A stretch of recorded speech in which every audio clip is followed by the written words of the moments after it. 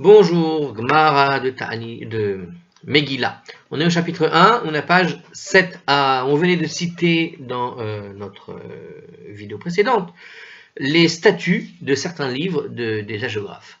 D'accord? Et parmi eux, donc évidemment, celle de la Megillah d'Esther. Et un des critères, c'était l'idée de dire que le livre est en fait un livre qui ne rend pas les mains impures. Un livre qui rend les mains impures, on a expliqué cette notion, ça vient en fait de Shabbat, page 14a là-bas, qui nous explique que quand on touche un livre sacré, le rouleau du Sefer Torah, on se rend les mains impures, et on peut même contaminer par cette impureté une Toum'a qui était destinée à un Kohen. Donc toucher les écrits saints rend les mains impures. Ok? Et donc quand on discute sur l'idée de rendre les mains impures, ça veut dire qu'on discute est-ce que ce texte est un livre considéré saint ou pas? Et par conséquent, est-ce qu'on peut l'incorporer au cursus de la Bible, au canon biblique? Donc dans le livre des hagiographes, justement, certains textes ont été discutés. Parmi ces textes, on a cité Ruth, on a cité Shir HaShirim, on a cité Kohelet, et on a cité évidemment la Megillah d'Esther. Et on a vu qu'il y a plusieurs avis sur Esther. Alors évidemment, aujourd'hui, vous savez tous qu'il est dans le canon biblique. Mais apparemment, la discussion de la Gemara ici nous montre que ce n'était pas quelque chose d'évident. Alors la Gemara nous cite une braïta qui va maintenant justement examiner le statut de l'ecclésiaste en particulier. Puisqu'on a examiné précédemment surtout celui de la Megillah, et qu'on a cité dans la discussion le problème de l'ecclésiaste, alors maintenant on va expliquer un peu le problème de l'ecclésiaste. Tania, il a été enseigné dans une braïta, Rabbi Shimon ben Menassia, Omer. Rabbi Shimon ben Menassia a dit, Kohelet eno metame et ayadayim, le rouleau de l'ecclésiaste ne rend pas les mains impures. Mi pene, shechormato shel shlomo, car en réalité c'est uniquement le fruit de la sagesse de Salomon. Et donc c'est pas une inspiration divine, c'est quelque chose qui appartient à une sorte de logique, c'est une sagesse, celle de Salomon, et c'est très important, mais ce n'est pas Ruach HaKodesh. À mon rouleau, les sages ont dit à Rabbi Shimon ben Menassia, Vechizobilvad Amar, mais est-ce la seule œuvre de sagesse que le roi Salomon a formulée? Est-ce que c'est la seule chose qu'il a écrit Salomon? Vehalo Kvar Ne'emar, Vaidaber Sheloshet Alafim Machal. Et pourtant, il avait déjà été enseigné, et il a énoncé 3000 proverbes. Donc il y a un verset quelque part, dans le livre des rois, chapitre 1, dans le livre des rois 1, au chapitre 5, le verset 12, il est dit là-bas qu'il a énoncé 3000 proverbes. Donc on a un texte dans le livre des rois, écrit par des prophètes, celui-là, pour le coup, écrit par Ruach HaKodesh, que le roi Salomon, lui, avait énoncé 3000 proverbes. Donc l'ecclésiaste, au fond, ne constitue qu'une partie de cette sagesse de Salomon, nous explique Hartzkron, quel est l'argument de la Mishnah ici, de la Braïta. C'est qu'on voit bien qu'il y a eu 3000 proverbes qui ont été établis par Salomon, et au fond, Kohelet, ça n'est qu'une partie. Et sa particularité, pourquoi est-ce qu'on a choisi de mettre sous la forme d'un livre comme celui-là, Kohelet, ces proverbes en particulier, et pas tous ceux qu'a dit le roi Salomon? Tout simplement parce que ceux-là sont d'inspiration divine, c'est une manière de répondre. Donc il y a eu 3000 proverbes qui ont été énoncés par le roi Salomon, certains étaient d'inspiration divine, d'autres étaient par sa propre sagesse, et ce qu'on a gardé en quelque sorte, c'est uniquement ceux qui ont été énoncés de par le roi HaKodesh. Vomer al Tosef al Devarav, et d'ailleurs il est dit dans l'écriture, dans la Torah, n'ajoute rien à ses paroles. Donc dans le livre des Proverbes, chapitre 30, verset 6, le roi Salomon interdit en fait l'ajout à ses écrits, parce que leur particularité justement réside dans le fait qu'ils ont été rédigés sous l'inspiration divine, nous explique Rashi. Donc Kohelet, qui est en fait le roi Salomon, quand il écrit le livre de Kohelet, il a dit, voilà, j'ai peut-être dit d'autres choses, mais c'est ceux-là, il ne faut pas en rajouter il ne faut écrire que ceux que je vous ai cités dans ce livre-là. Les autres, oublie-les. Enfin, ne les oublie pas, mais ça n'est pas de l'inspiration divine. Celle-là, c'est-à-dire que quelque part, dans Kohelet, le roi Salomon indique quelque part, s'il ne faut pas rajouter là-dessus, ce qu'il a pu dire, c'est parce que celles-ci seulement sont d'inspiration divine et pas les autres. Donc c'est une preuve, en tout cas pour Hartzkron et pour la Gemara, qu'il s'agit bien donc d'un texte d'inspiration divine. Alors la Gemara pose la question. Maï ve Omer. Mais dans quel intérêt apporter la deuxième preuve? Et de plus, il est dit dans l'écriture, etc. Parce que on a donné déjà deux preuves. On a donné une première preuve. On avait dit dans la première preuve qu'il est écrit, qu'il avait écrit dans le livre des rois, il avait été mentionné qu'il avait cité 3000 proverbes. Alors pourquoi rajouter cette deuxième preuve de dire de ne rien ajouter à ces paroles? En quoi la deuxième preuve constitue une preuve en fait? La première aurait suffi de nous dire qu'effectivement, on avait déjà choisi parmi tout ce qu'a pu dire le roi Salomon que l'essentiel et que, au fond, ce qui venait d'inspiration divine. La Gemara explique en quoi la deuxième preuve, on en a besoin. Vechitema, imaginons que tu formules Memar Tuva Amar, Vechitema, et si tu disais, si tu objectais à propos de la première preuve, donc on a vu la première preuve, c'est quand il a dit qu'il a eu 3000. Le roi Salomon a composé en fait de nombreux proverbes. Memar Tova Amar, en effet, le roi Salomon a composé des nombreux proverbes, des Ibaï Irtiv. Cependant, ce qu'il voulait inclure, il les a écrits dans l'Ecclésiaste. Ou Ibaï Lo Irtiv, et ceux qu'il ne voulait pas inclure, il ne les a pas écrits dans l'Ecclésiaste. Donc en fait, on aurait pu objecter que quand il a dit les 3000 proverbes, en fait, le livre de l'Ecclésiaste, il a tout simplement écrit ce qu'il pensait joli, sympa, et puis le reste, il les a jetés, quoi. Il a fait un choix. Par conséquent, les proverbes qui composaient l'Ecclésiaste révèlent en fait d'un choix qui est propre à Salomon, et non pas que c'est une origine de roi HaKodesh, d'inspiration divine. Tachema, alors viens apprendre justement de ce deuxième verset de l'Ecclésiaste qu'on a cité, Al Tosef, Al Devarav, n'ajoute rien à ses paroles. Ses paroles. C'est vrai qu'il y a un mot étrange dans ce mot, ses paroles, maintenant que j'y pense. Donc le roi Salomon avait interdit, alors on relit, en fait il nous redonne la note qu'on a déjà lue, mais en réalité, quand il a écrit ses paroles, Al Tosef, c'est comme si le roi Salomon parlait Al Tosef, Al Devarav, je vais vous dire en explication comme ça le texte, on pourrait dire, quand il dit, il n'ajoute rien à ses paroles à lui, mais c'est Salomon qui parle, c'est Kohelet qui parle. Donc Kohelet est en train de dire, n'ajoute rien à ses paroles. Qui sont les paroles de qui? N'ajoute rien à mes paroles. Il aurait dû dire Al Tosef Al Devarai, n'ajoute rien à mes paroles. Mais il y a écrit Al Tosef Al Devarav, n'écris pas à ses paroles. Donc c'est comme si, on pourrait, alors je sais pas, après il faut voir le contexte du texte, mais on pourrait dire que quelque part le roi Salomon ici, il parle de lui à la troisième personne, comme s'il se détachait du texte. C'est-à-dire que ce sont des paroles qui sont peut-être énoncées par lui, mais qui ne sont pas venues réellement de ce qu'il pense, qui sont venues par le roi HaKodesh. C'est là la différence. Ses paroles à lui. D'accord? Ces paroles, au sens où je n'ai pas fait un tri, moi, dans mes paroles, je n'ai fait que donner les paroles qui sont venues vraiment de manière inspiration divine et pas autre chose. Bon, ça c'est personnel la fin, mais en tout cas c'est la réponse de la Gemara. C'est pour ça qu'il avait été écrit Al Tosef Al Devarav, pour t'apprendre que ce n'est pas le roi Salomon qui a fait ses propres choix, mais peut-être que ça vient de là l'explication, ce que je vous ai donné. Alors, la braïta suivante va donner en fait de nombreux versets qui prouvent que le livre d'Esther a été écrit avec l'inspiration divine. Tania, il a été enseigné dans une braïta. Donc on revient un peu sur la Megillah d'Esther, on a fait une petite digression sur Kohelet, et on revient sur Esther. Rabbi Eliezer a dit Esther, Beruach HaKodesh Ne'emera. Le livre d'Esther a été composé en fait sous inspiration divine, Ruach HaKodesh, chers amis, Vayomer, Sheneema, comme il a été dit. On lit un texte dans la Torah, dans la Megillah, qui dit la chose suivante. Vayomer Aman Belibo, ainsi qu'il est dit, et Aman a dit dans son cœur. Alors, dans le chapitre 6, au verset 6, dans le livre d'Esther, vous voyez là-bas ce passage qui dit que Aman a parlé dans son cœur. Et il conclut, Vayomer Aman Belibo, Lemi Yarpot Samelech Larasot, Yekar Yoter Mimeni. Et Aman a dit dans son cœur, à qui le roi désire-t-il faire honneur plus qu'à moi-même? S'il n'y avait pas eu d'inspiration divine, comment la Megillah aurait pu savoir finalement qu'est-ce qu'avait Aman dans son cœur? Comment tu peux deviner ce qu'il a dans sa tête à celui-là? Bon, j'ai envie de dire, c'est pas difficile de deviner les pensées d'un tordu, mais comment, en tout cas, le langage utilisé par la Megillah donne l'impression que seul Dieu finalement sait ce qui est dans le cœur des hommes. Et là, on dit, il est dit, Vayomer Aman Belibo. Aman a dit dans son cœur. Donc on n'est pas censé savoir ce qui est dans son cœur. Donc il y a une inspiration divine derrière.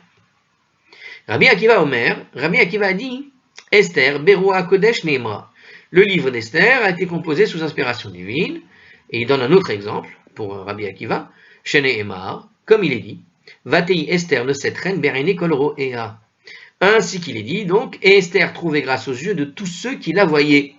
Alors là, pareil, on va voir, chapitre 2, verset 15, dans la Megillah, sans inspiration divine, les auteurs de la Megillah n'auraient pas pu savoir ce qu'Esther trouvait grâce aux yeux de tous ceux qui la voyaient. C'est-à-dire, comment tu sais que tous ceux qui la voyaient avaient effectivement tout de suite une réaction de pitié et trouvaient grâce, en tout cas, aux yeux de tout celui qui la voyait.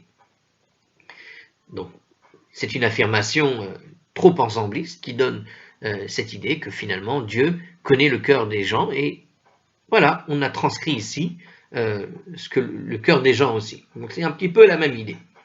Rabbi Meir Omer, Rabbi Meir dit, Esther Beroach HaKodesh Neemra. Le livre d'Esther a été composé par inspiration divine, chez Neemar, comme il a été dit, Vaïvada Davar de Mordechai. Ainsi qu'il est dit, et la chose fut connue de Mordechai. Alors, petite différence ici. Donc chapitre 30, on est au chapitre 2, verset 22. Mordechai n'aurait pas pu avoir connaissance d'un complot qui était tramé par Biktam et Teresh contre le roi s'il n'avait pas eu d'inspiration divine. C'est-à-dire qu'en fait, quand il a appris la nouvelle du complot, il avait, comment dirais-je, eu connaissance d'un complot, mais comment? Il n'y a pas de détails. En fait, il a eu une inspiration divine, il a senti que quelque chose se tramait, et c'est Dieu qui lui a fait sentir la chose, ce qu'on appelle l'inspiration divine, Ruach HaKodesh. Le Touré Even demande en quoi la preuve. Ça prouve que la Megillah a été écrite par l'inspiration divine, apparemment. Cela prouverait seulement que Mordechai a eu une inspiration divine à cette occasion. Donc ici, finalement, on n'a pas une réelle preuve que la Megillah elle-même est d'inspiration divine, mais on a simplement effectivement une preuve sur Mordechai tout seul. Donc en tout cas, il y a un rabbin pour te dire qu'effectivement cette preuve est assez légère par rapport aux autres. Un autre, Rabbi Yossé, ben Dourmaskit, Omer. Rabbi Yossé, le fils de Dourmaskit, a dit, Esther, Beroach HaKodesh Neemra. Le livre d'Esther a été composé sous l'inspiration divine. Comment on sait? Chez Neemar, comme il est dit, Uva Visa lo shalichot yadam, comme il est dit donc, et sur le butin, ils n'ont pas étendu leurs mains. Alors, donc c'est chapitre 9, cette fois-ci, on est au verset 6. Le verset raconte qu'en tout endroit du royaume où les Juifs ont attaqué leurs ennemis, ils n'ont pas touché au butin. Alors, à moins d'avoir une inspiration divine, les auteurs de la Megillah n'auraient pas pu savoir que cela s'était passé comme cela, partout, même dans les lointaines provinces. En gros, ce que nous dit ici Rashi, c'est on ne peut pas savoir que ça s'est déroulé exactement comme ça. Comment tu sais qu'effectivement, il n'y a pas un groupe quelque part dans sa guerre contre un ennemi qui n'aurait pas pris le butin pour lui? Or, la Megillah assure de manière catégorique qu'aucun butin n'a été pris quand ils ont fait leur guerre, et puisque aucun butin et que certains endroits se trouvaient vraiment très lointains, ils n'avaient pas de portable ou de satellite pour aller vérifier ci ou ça, et s'il l'a fait, on sait que c'est vrai, et donc c'est une inspiration divine. C'est bien la preuve que c'est Dieu qui a fait connaître cette chose-là. Alors la Gemara ajoute une autre preuve. Amar Shemuel. Shemuel a dit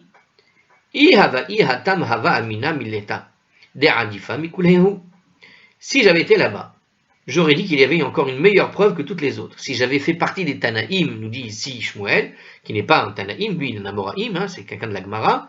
Donc ce qu'on vient de citer, tous les rabbins qu'on vient de citer étaient des rabbins de la Braïta, donc de la période des Tanaïm. Mais lui, Shemuel, un Amora, de la génération bien tardive par rapport à eux, a dit, si j'avais été présent dans leur discussion, j'avais une autre preuve pour eux. Chez Nehemar, Ki Yemou et Kibbelou, parce qu'il est dit là-bas dans la Megillah, ils ont confirmé et pris sur eux-mêmes. Alors il dit comme ça, donc c'est chapitre 9, verset 27, donc ils ont confirmé et pris sur eux-mêmes. Alors il dit comme ça, il explique justement ce passage, qu'est-ce que ça veut dire, ils ont confirmé et pris sur eux-mêmes? Ki Yemou les marla, Mashekibelou les mata. Ça signifie qu'ils ont confirmé en haut, c'est-à-dire au tribunal céleste, ce que les Juifs ont pris pour eux-mêmes en bas, dans les tribunaux terrestres. Donc il y a eu une sorte, ki yemou ve ki belou, il y a eu une sorte de phrase comme ça qui donne une interaction avec le ciel, et puisqu'il y a une interaction, une confirmation du ciel par rapport à ce que les Juifs ont pris pour eux en bas, ont pris sur eux-mêmes en bas, c'est qu'il y a bien eu une participation du ciel dans la rédaction de la Megillah. Alors il nous explique justement en commentaire, le tribunal céleste a ratifié le décret des sages qui instaurait de lire la Megillah de Purim, c'est dans Makot 23b qu'on dit ça. Donc puisque le tribunal céleste a ratifié, c'est que si ce n'était de l'inspiration divine, les auteurs de la Megillah n'auraient pas pu être au courant des décisions du tribunal du ciel. On ne peut pas savoir ce qui se passe dans le ciel si on n'a pas une inspiration divine. Hein, le roi HaKodesh, ça vous donne des choses qu'on n'est pas censé savoir, que tout le monde n'est pas censé savoir. Alors ici, justement, savoir que le ciel a confirmé quelque chose, ça vient bien d'inspiration divine. Alors, la Gemara explique, en fait, pourquoi la preuve de Shmuel est en réalité supérieure aux autres preuves. Donc là, ici, les rabbins de la Gemara ont aimé apparemment cette preuve, les Amoraïm, et ils ont dit, regardez, cette preuve d'un Amora, de la période de la Gemara, est supérieure aux preuves qu'ont apportées ceux de la Mishnah. Amar Rava. Rava a dit, Lehu Lehu it, Lehu Pirecha. Toutes les autres preuves qui ont été données ont une faille. Les bars des Mishmuel, les bars midi Shmuel delet les Pirecha, à l'exception de Shmuel qui n'a pas de faille. Bon. Alors maintenant, justement, puisque Rava a affirmé qu'elles avaient toutes une faille, on va analyser toutes les failles des preuves qu'on a données, que nous ont données les Tanaïm dans la Braïta. Et il va montrer évidemment que celle de Shmuel n'a pas de faille. En tout cas, pour Rava, seule celle de Shmuel, donc un Amora, n'a pas de faille, ce qui explique dans Ta'anit, je me rappelle avoir lu un texte où Rava était en train de critiquer justement l'idée qu'un collègue, il y a un collègue qu'il avait là-bas, qui recevait des bas de colle tous les jours. Et il avait un autre collègue qui recevait des bas de colle qu'une fois par semaine. Et lui, je crois, Rava, c'était celui qui recevait une bas de colle, mais qu'une fois par mois. Ça veut dire que Dieu lui envoyait des messages, que Dieu lui envoyait le shalom par une bas de colle qu'une fois par mois. Il ne comprenait pas, Rava, pourquoi lui, il recevait qu'une fois, et les autres, ils recevaient tous les jours, d'autres une fois par semaine. Et il y avait une discussion comme ça où il disait que, dans ces discussions-là, qui sont assez amusantes à lire, il y avait une discussion justement où Rava affirmait que a priori la génération des, je crois que c'était lui, j'espère que je ne me trompe pas, mais c'est un petit peu, on rejoint cette idée qu'effectivement il y a cette idée que les rabbins de la Gemara avaient une meilleure connaissance de la Torah que les rabbins de la Mishnah. Et pourtant les rabbins de la Mishnah avaient plus de miracles dans ils étaient plus accoutumés aux miracles que les rabbins de la Gemara. C'est-à-dire qu'il y avait beaucoup moins de miracles du temps de la Gemara que du temps de la Mishnah. Et il y avait comme ça toute une discussion sur ces comparaisons, justement. Et on retrouve un peu cet esprit ici, qui consiste à dire, regardez, on a quand même une belle connaissance de la Torah, nous, les rabbins de la Gemara, par rapport à ceux de la Mishnah. Et toujours on pourrait dire en filigrane, sans le dire, une petite jalousie des rabbins de la Mishnah, parce que les rabbins de la Mishnah étaient quand même accoutumés aux miracles plus que les rabbins de la Gemara. Alors justement, en tout cas, Rava ici montre la faiblesse de chacun des preuves qui ont été montrées. Des Rabbi Eliezer Savrahu. Quand Rabbi Eliezer a donné sa preuve, quand il a pensé. Alors qu'est-ce qu'avait dit Rabbi Eliezer? Il avait pensé à propos de Haman, a dit dans son cœur. Mais ce passage-là, tu aurais pu le déduire d'un raisonnement logique, nous dit ici Rabbi Eliezer. Savrahu, Rabbi Eliezer, ce que dit Rabbi Eliezer, on aurait pu y réfléchir tout seul. Je veux dire, c'est un raisonnement logique. Delohava. Inish de chashiv le malka kavate. Parce qu'il dit comme ça, parce qu'il n'y avait aucune autre personne aussi importante aux yeux du roi que Haman lui-même.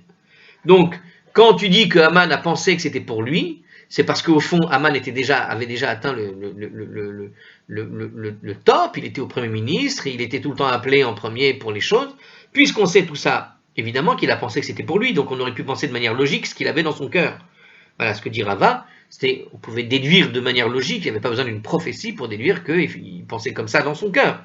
D'accord, tu as affaire à un imbécile heureux, et quand cet imbécile est tout heureux, on sait pourquoi il est heureux, pourquoi il est imbécile.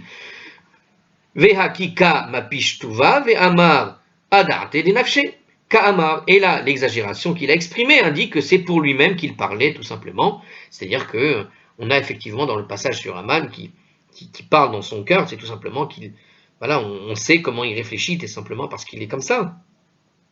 Le verset raconte que lorsque Achashverosh a demandé à Aman de lui suggérer une récompense à accorder à celui que le roi désirait honorer, Aman a proposé à cette personne qu'elle soit vêtue de l'habit royal, qu'elle porte la couronne royale, qu'elle monte avec le cheval du roi, etc.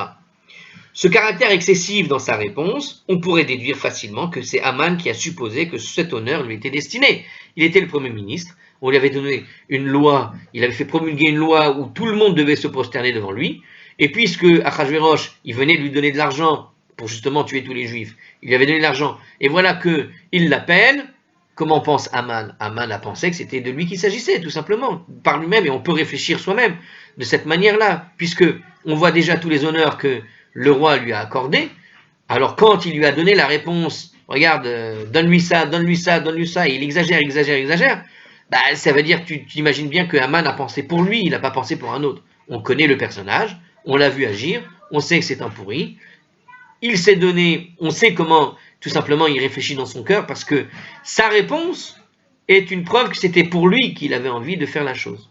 Voilà. Donc en tout cas, Rava, il imagine très bien comment Aman a pu penser de lui-même. Donc tu peux dire après qu'il a pensé dans son cœur, puisqu'il a donné cette réponse excessive. T'en déduis qu'il a cru que ce que le roi voulait donner, il voulait le donner pour lui-même, il a pensé ça pour lui. Aman a proposé le port de la couronne royale comme récompense, une proposition dont il est vite revenu quand il a vu le désagrément qu'elle avait causé au roi. Il n'aurait pas suggéré une telle récompense s'il ne pensait pas en être le bénéficiaire, nous dit-il, parce qu'il y avait eu un problème déjà au verset 8 et 9. Bon. Il pensait que c'était pour lui, et donc, en tout cas, de telles propositions sont la preuve qu'il pensait que c'était pour lui, en fait. C'est pas l'inverse. C'est-à-dire qu'on pouvait deviner ce qu'il avait dans son cœur par la réponse qu'il a donnée au roi lorsque le roi lui a demandé qu'est-ce qu'on pourrait donner à quelqu'un qui lui est cher. C'est évident qu'il a pensé qu'à lui. De fait, de l'histoire d'Esther et de Haman, surtout, dans son, on va dire dans son cursus, ce qui s'était passé, bon, comme j'ai expliqué. Alors, il continue, Rava, il explique les autres endroits, dilemma que Rabbi Eliezer Omer, et de même que peut-être que les choses se sont passées comme Rabbi Eliezer l'a dit. D'accord, à la page 13a, on va voir ce que dit Rabbi Eliezer. Alors, Melamed, chez Kol Echad Ve'echad, Nilmeta Lo Keumato. Ce verset enseigne tout simplement qu'à toute personne, Esther semblait appartenir à son propre peuple, tout simplement. En fait, Esther était très belle, et en réalité, quand Rabbi, alors c'est qui l'a dit? C'était Rabbi Akiva en fait. Rabbi Akiva, le passage de Rabbi Akiva, quand on dit que Esther a été, quand on dit Esther, la preuve de Rabbi Akiva, c'était de dire que Esther trouvait grâce aux juges de tout le monde, de tous ceux qui la voyaient. En fait, c'est une réflexion que Esther a faite, parce qu'on enseigne justement, comme le dit Rabbi Eliezer un peu plus tard à la page 13a, qu'il dit comme ça, donc c'est la Gemara qui nous le dit, elle enseigne qu'à toute personne, Esther semblait appartenir à son propre peuple. Ça veut dire que comme Esther voyait que les gens lui parlaient comme si elle faisait partie de leur peuple, personne ne connaissait l'origine de Esther, mais justement, comme personne ne connaissait l'origine, et qu'elle était très très belle, chacun s'attribuait la gloire que Esther faisait partie de son propre peuple. Donc on se glorifiait que Esther elle faisait en fait partie de leur famille à elle et pas d'une autre. En fait, il nous dit comme ça le Maharsha, donc c'est Esther, alors ça c'est Rachid qui nous l'explique, ceux qui voyaient Esther disaient tout haut, elle est des nôtres, nous dit Rachid. Donc tu peux imaginer derrière et donc tu peux comprendre qu'effectivement elle trouvait grâce du coup aux yeux de tout le monde parce qu'elle savait qu'à chaque fois qu'elle passait quelque part, elle est des nôtres, chacun y parlait comme ça. Une personne, nous dit le Maharsha, a tendance à se sentir proche des gens de son peuple. Par conséquent, puisque quiconque voyait Esther prétendait qu'elle appartenait à son peuple, il n'est pas nécessaire d'avoir un roi HaKodesh particulier, une inspiration divine, pour déduire qu'Esther était appréciée de tous ceux qui l'apercevaient, tout simplement. Donc ça pouvait se déduire aussi, là aussi, logiquement, nous dit Rava. On continue, Vera de Rabbi Meir. Et la preuve que Rabbi Meir a donnée, c'était quoi? À savoir que la chose fut connue par Mordechai, n'est pas non plus irréfutable, nous dit ici donc Scroll, et donc Surava, dilemma, que Rabbi Chia, Bar Abba de Amar, mais peut-être que les événements se sont déroulés comme Rabbi Chia Bar Abba l'a dit. Qu'est-ce qu'il a dit Rabbi Chia Bar Abba? À la page 13b, on va discuter de ce passage avec le complot du Biktan et Teresh. Donc qu'est-ce qu'il nous dit ici? Cet enseignement est attribué en fait à Rabbi Yochanan, là-bas. Donc ici on dit Rabbi Chia, d'autres endroits on dit Rabbi Yochanan, ça ressemble. Peut-être c'est son diminutif, Chia. Alors on continue. Donc Rabbi Chia Bar Abba nous dit Bigtan veteresh, Shene, Tarsiyim, Hayu. Bigtan et Teresh étaient en fait deux ressortissants de Tars. Alors, qu'est-ce que ça nous apprend ici? Alors, on va expliquer l'histoire tout de suite. Regardez, il nous donne l'histoire ici, ça c'est bien. Alors, il nous dit là-bas, avec Rachi qui nous explique l'histoire, lorsque Bigtan et Teresh ont formé le projet d'assassiner le roi, ils n'ont pas eu peur que Mordechai les écoute, car ils parlaient entre eux dans leur langue natale, la langue du pays de Tars, et ils ne s'imaginaient donc pas que Mordechai puisse les comprendre. Cependant, en tant que membre du Sanhédrin, Mordechai connaissait 70 langues, et y compris le Tars. Il était donc en mesure de découvrir le complot sans avoir recours à l'inspiration divine. Mordechai parlait 70 langues, les deux parlaient ouvertement d'un complot contre le roi. Il a entendu, lui, alors évidemment ils n'ont pas imaginé une seconde que Mordechai pouvait parler le Tars, et donc c'est comme ça qu'il a su en fait. Et donc il n'y a pas une inspiration divine, il a simplement écouté ce que disaient les deux idiots qui parlaient ouvertement de leur truc dans une autre langue et qui pensaient qu'ils ne seraient pas compris. Vehad et Rabbi Yossé ben Dourmaskit, et la preuve que Rabbi Yossé, le fils de Dourmaskit, a dit, à propos du butin, ils n'ont pas étendu leurs mains. Dilema peristeke chez Dour, mais peut-être que ce sont des messagers qui ont été envoyés des provinces pour apprendre et informer Mordechai et Esther qu'aucun butin n'avait été pris, afin de ne pas irriter le roi. On ne voulait pas non plus créer, comment dirais-je, une opportunité éventuelle de faire changer l'avis du roi après une telle menace. Et donc les gens ont simplement fait attention de ne pas irriter le roi en prenant un butin qui ne leur revenait pas éventuellement, même s'ils avaient fait la guerre. Et donc on a rapporté à ce moment-là avec des missives en tant que chef d'État, il était carrément chef, il était devenu ministre, du coup premier ministre lui-même, Mardoché, et donc il a eu tout simplement des missives et autres de ce qui s'était produit dans toutes les provinces. Donc oui, il a eu effectivement des yeux un peu partout, dans tous les endroits où il y a eu la guerre. Il a eu des messagers pour envoyer un compte-rendu de toutes les batailles qui se sont déroulées. Et donc, c'est ce que veut nous dire Rava ici. Il n'y a pas raison ici d'imaginer qu'effectivement ici c'était Roi HaKodesh aussi. Rava conclut, dit Shmuel Vadaï let le pircha. Mais la preuve de Shmuel, elle n'a certainement pas de réfutation. Il n'y a pas moyen de démonter la preuve de Shmuel ici. Amar Ravina.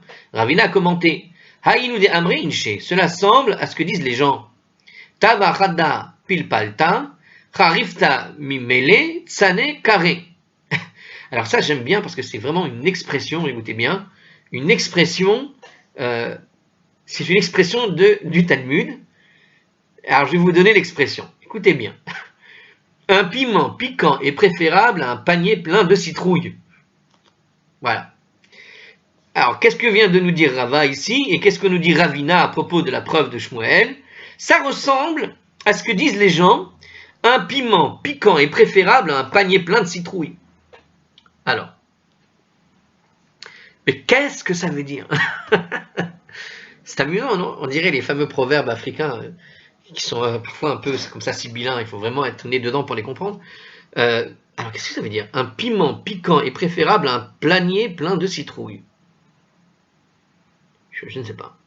Alors, heureusement, il y a une explication. Mais avant de lire l'explication, j'essaye de comprendre par moi-même. J'aime bien ça. J'aime bien essayer de comprendre qu'est-ce que ça pourrait vouloir dire. Imaginez quand même. Un piment piquant est préférable à un panier plein de citrouilles. Pilpalta, vous savez ce que c'est pilpel? Au début, moi, quand je l'ai lu en hébreu, Tava chada pilpalta, charifta mimelet sane kare. Hop, c'est bon. Alors voilà. Alors le piment piquant, on a dit, il est préférable à un panier plein de citrouilles. Un panier plein de citrouilles. Quel est le problème d'un panier plein de citrouilles? J'ai toujours pas lu, même pendant la pause là. Qu'est-ce que c'est qu'un panier plein de citrouilles? Quel est le problème d'un panier plein de citrouilles? Un panier plein de citrouilles, on ne peut pas le soulever. Un piment piquant, bon, ça va piquer la bouche pendant un certain moment, mais tu ne vas pas avoir mal au dos toute ta vie à cause d'un panier plein de citrouilles. Ou un piment, tu peux le manger tout de suite, alors qu'un panier plein de citrouilles, tu ne peux pas le préparer immédiatement. Alors je disais pilpalta, ça pourrait être compris dans le sens de pile-poule en fait. C'est le pile-poule en hébreu, c'est on parle, on fait du... Voilà, c'est le pile-poule, c'est presque parler, mais pas pour ne rien dire, mais on discute et on n'avance pas, quoi. Donc, tava chada pilpalta harifta mimele, et en plus mimele, ça donne l'impression du mot mila, mot, mimele tsane, tsane, ça peut être sonen, d'un mot froid, carré, vraiment, et même carré peut donner l'idée du quart. Est-ce qu'on peut comprendre ça d'une autre manière? Parce qu'on peut le comprendre dans le sens du piment piquant est préférable effectivement à un panier plein de citrouilles, mais on pourrait le comprendre dans une idée où discuter de manière harif, c'est-à-dire de manière violente, mais pas dans le sens violente, enflammée, d'accord? Cette idée de harif, c'est quelque chose de chaud, donc piquant, mais tu peux dire pile poule harif, un pile poule harif, c'est-à-dire une discussion enflammée qui est envenimée, tu vois, avec une certaine avec un certain entrain, donc est préférable mimele tsane carré, et c'est préférable des mots froids à des mots qu'on échangerait de manière très froide l'un l'autre. Donc il vaut mieux un pile-poule où il va rien sortir particulièrement, mais qui réchauffe un peu, que des discussions où on va se dire les choses claires, nettes, ok, mais froides. Hein. Est-ce que ça pourrait être ça? Ça m'étonnerait. Mais on pourrait l'interpréter comme ça. Parce que pile palta, il y a comme une sorte de jeu de mots. On va utiliser, on va dire, un vocabulaire, j'ai envie de dire végétal, hein, un vocabulaire de fruits et légumes, mais pour distiller plutôt une notion plus particulière, l'idée du pile-poule harif, devant un mot et devant un échange de mots complètement froid l'un l'autre.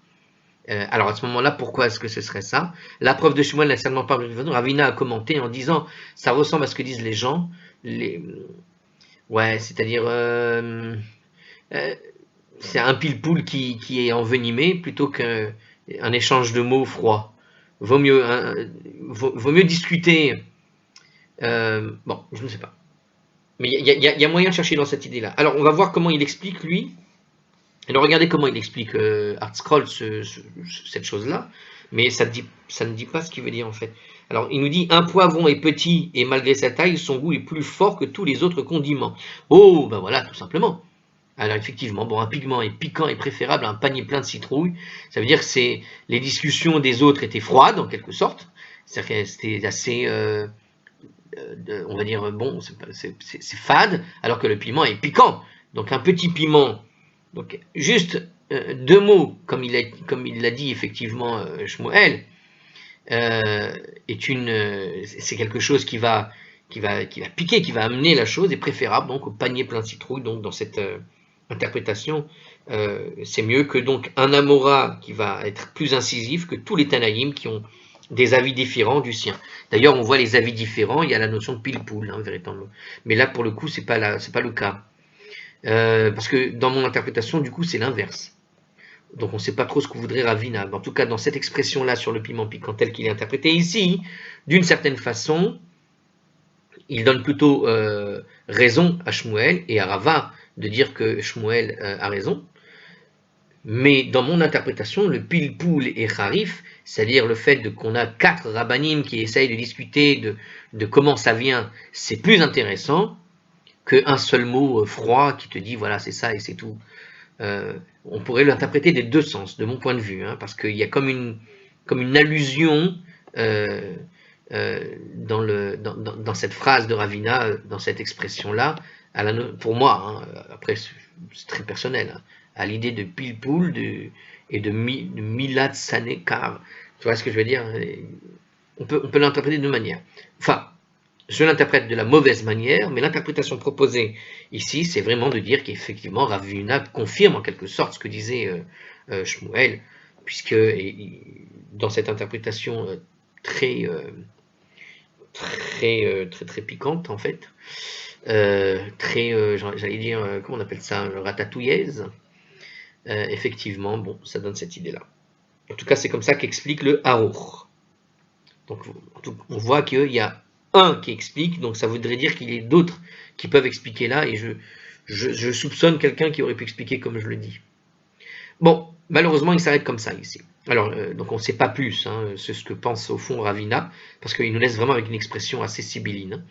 L'Agmara expose maintenant deux autres preuves qui établissent que l'île d'Esther est écrite sous l'inspiration divine. Donc on a en fait deux autres preuves qui nous sont rapportées. Rav Yosef Amar Meacha. Rav Yosef a dit qu'on aurait pu le déduire d'ici. Vimea Purima ele lo ya'averu mitoch hayehudim. Et les jours de Purim, ces jours de Purim ne disparaîtront pas parmi les Juifs. Donc ça veut dire quoi? Les jours de Purim ne seront pas délaissés d'entre les Juifs. Ça veut dire que c'est un futur en fait ici. On donne une prophétie carrément. Esther de chapitre 9 verset 28, il s'agit donc, il s'agit d'une prophétie qui assure que les jours de Purim ne seront jamais abandonnés par les Juifs. Puisque c'est une prédiction, et qu'on est toujours là pour en parler, même 2000 ans après les commentaires, même 1000 ans après le commentaire de Rachid qui nous donne ici, cette prédiction de l'avenir n'aurait pu être écrite sans inspiration divine. Donc on a ici une prédiction Vimea Purim ele lo ya'averu, c'est vraiment on a un langage de prophétique ici. Rav Nachman bar Yitzhak Omer, Meacha, Rav Nachman bar Yitzhak a dit à propos d'un autre passage, Veizichram lo yasuf mizarham. Donc là, pareil, on a toujours un langage prophétique, et leur souvenir ne quittera pas leur descendance. On a donc cette idée, voilà, on parle de descendance, donc on parle d'avenir, de fin des temps et autres. C'est seulement si la Megillah a été écrite avec inspiration divine, nous dit le commentaire, qu'une prédiction qui promet que la fête de Purim ne serait jamais oubliée a pu être faite. Donc voilà. Contrairement à Rava, Rav Nachman bar Yitzhak ne déduit pas la preuve de la phrase des précédentes. Ces jours de Purim ne seront pas délaissés d'entre les Juifs, car le verset pourrait en fait faire référence aux Juifs de cette génération-là uniquement, tout simplement, nous dit Tosfot. Donc pour Rava, la preuve de Shmuel n'est pas si piquante que ça. Voilà. Pas pour Rava, pour Rav Nachman, c'est pas aussi piquant que ça. Par contre, il est évident que la dernière phrase « et leur souvenir ne quittera pas leur descendance », elle fait référence effectivement aux générations futures. Donc on retrouve l'idée qu'avait proposé Shmuel, mais dans un autre endroit du texte, et non pas dans le texte que Rava a sublimé et pour lequel pour lui c'était irréfutable. Voilà. En tout cas, c'est intéressant de voir quand même que dans ces essais, d'interpréter et d'y montrer la marque divine, tu as tout de même de quoi opposer finalement une marque tout à fait humaine dans la compréhension du texte. Toujours. C'est ça aussi, hein, la Torah, il faut savoir ne pas trop s'envoler tout de suite et avoir les pieds sur terre. Maintenant, on pourrait poser quand même une question à Rava. Si tu constates qu'effectivement, la dimension est divine et que c'est bien une inspiration divine, à partir du moment où tu constates que c'est une inspiration divine, comment pourrais-tu remettre en compte, comment tu peux remettre finalement, remettre en discussion ce qu'a dit finalement ceux des Tanaïm. Quand les Tanaïm t'ont rapporté ces 4 textes, peut-être qu'ils ont rapporté ces 4 textes non pas comme preuve ultime, mais comme une conséquence de l'idée que l'inspiration est divine. À partir du moment où tu admets que l'inspiration est divine, que le roi HaKodesh, c'est ce qui a servi à écrire effectivement le texte de la Megillah, comment tu peux, de façon aussi, j'ai envie de dire un peu impétueuse, remettre en question finalement ce qu'ont dit les Tanaïm? Parce que s'il est vrai que tu pourrais effectivement y trouver une preuve en disant que ce qu'ont dit les Tanaïm, on aurait pu le démontrer de manière logique, mine de rien, à partir du moment où le texte est d'inspiration divine, on ne peut pas dire qu'une partie du texte est une partie pensée, et puis une partie du texte est d'inspiration divine. C'est l'ensemble qui est d'inspiration divine. Et donc cette inspiration divine fait que, quelque part, il y a eu les deux. C'est-à-dire que peut-être, par exemple, dans le cas de Mardoché, qui va parler effectivement la langue de Tars, comme on avait dit pour Bigtan et Teresh, comme on l'a dit, mais peut-être qu'à un moment donné, il en a eu connaissance, comme certains qui font effectivement des rêves sur ça ou ça, et que c'est ce qui l'a poussé à tendre l'oreille sur qui discute dans un autre langage, tu vois. On peut retrouver la cause divine derrière. À partir du moment, moi ce que je ne comprends pas, c'est à partir du moment où effectivement tu admets l'origine divine, de manière sûre par rapport à la preuve d'accord de Shmuel. Mais si la preuve de Shmuel te détermine qu'il y a bien Roi HaKodesh, comment tu remets en question finalement ce que te donne comme preuve la Mishnah quand elle te dit que c'est effectivement d'origine divine aussi par ça. Donc tu comprends ce que je veux dire? On ne peut pas, c'est-à-dire à partir du moment où la chose est divine, certains des passages de la Megillah, quand bien même elles pourraient être lues d'une manière naturelle, comme pour la Torah, à partir du moment où tu sais que c'est l'inspiration divine, tu ne peux plus la détacher de l'inspiration divine. L'ensemble est d'inspiration divine et pas qu'une partie. Voilà, c'est une question. Alors la Gemara introduit, j'ai pas la réponse, hein, c'est une question que je viens de poser, il faudrait quelqu'un qui réponde. La Gemara introduit la discussion suivante par une citation de la Mishnah, ou Matanot la Evenim. Et les cadeaux aux pauvres, nous avait dit la Mishnah. Alors, la Gemara va citer une braïta qui va préciser de quoi il s'agit. Qui consiste donc, en quoi consistent les obligations de Purim, qui sont effectivement la mitzvah des cadeaux aux pauvres. Ok? Donc on va juste démarrer, et puis on n'ira pas jusqu'au bout. On va voir.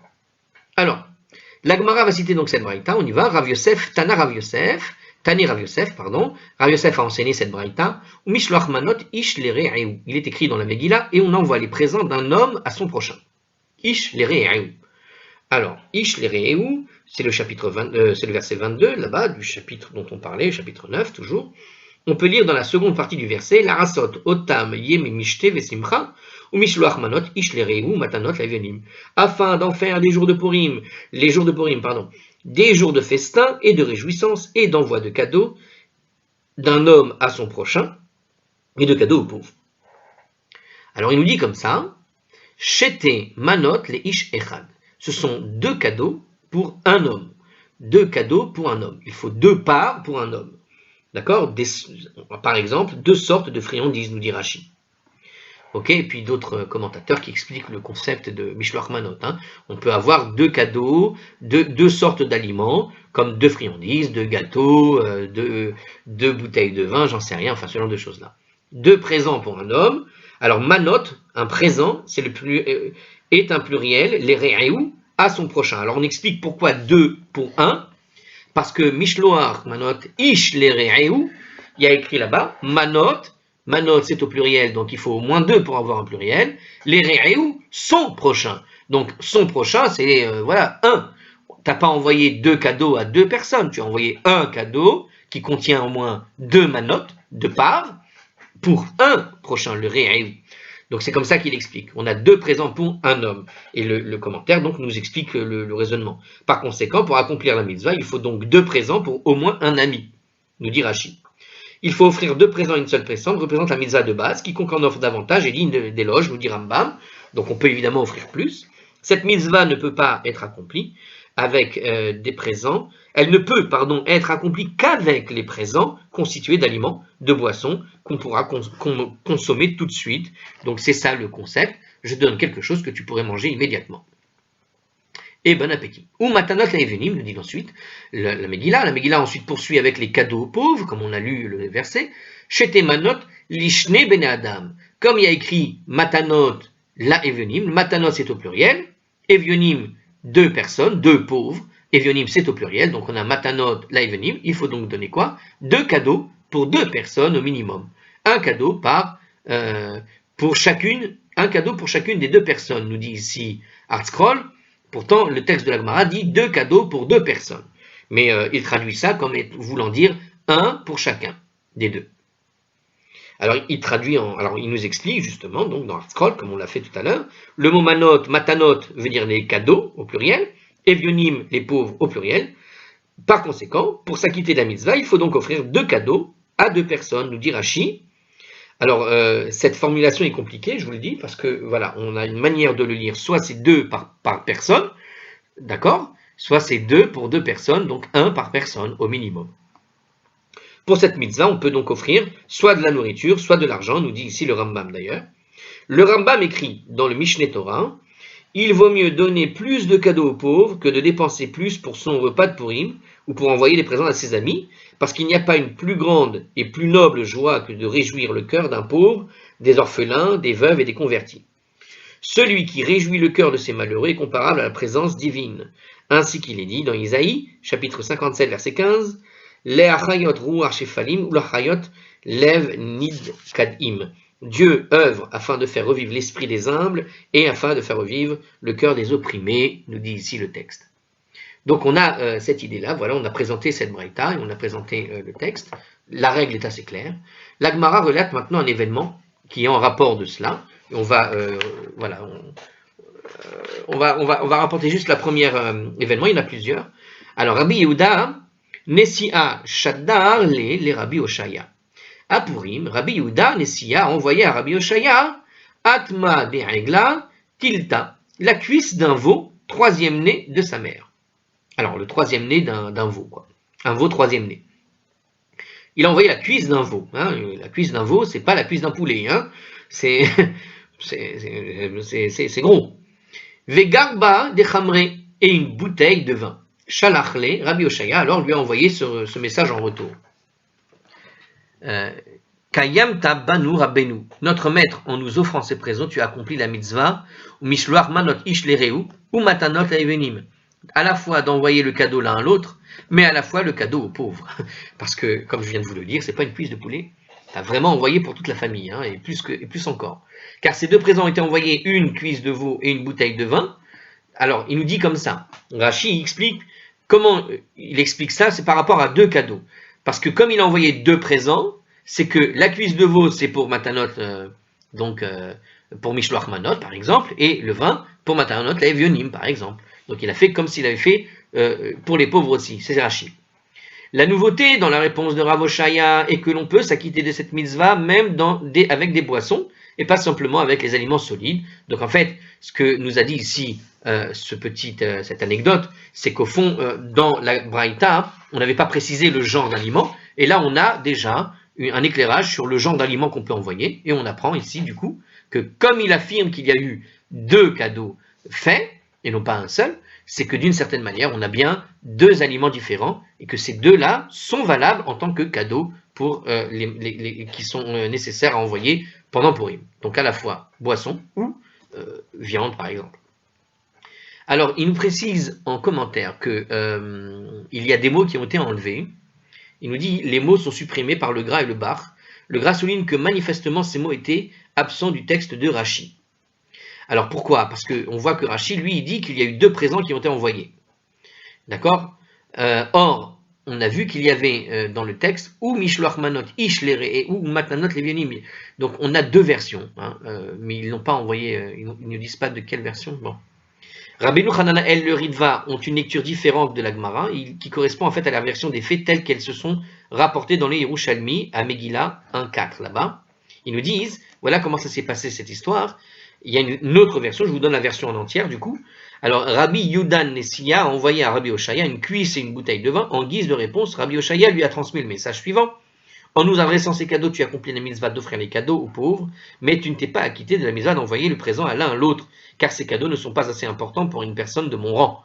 Ah, ça me paraît bizarre. Rabbi Yudan lui a alors envoyé un veau et une jarre de vin. Rabbi Oshaya alors expédia à Rabbi Yudan le message suivant. Maintenant, tu as accompli la mitzvah d'envoyer un présent l'un à l'autre. Et moi qui disais que la cuisse de veau, c'était quand même beaucoup, je trouvais. Eh ben dis donc. Le Chaye Adam prouve dans le passage de Yerushalmi, donc on vient de citer la version de Yerushalmi, hein, que les présents que l'on envoie pour s'acquitter de la mitzvah d'envoi de présents doivent tenir compte du rang social de la personne à qui ils sont destinés. Ça veut dire qu'en fait, tu envoies un gros cadeau à une personne qui est importante, tu vois un petit cadeau à une personne qui n'est pas importante. Et ça, c'est ce que veut nous apprendre ici le Yerushalmi à travers la leçon qui nous a été donnée ici. Bon, Chidushim sur Chidushim, les amis. À la prochaine. On est à la page 7b.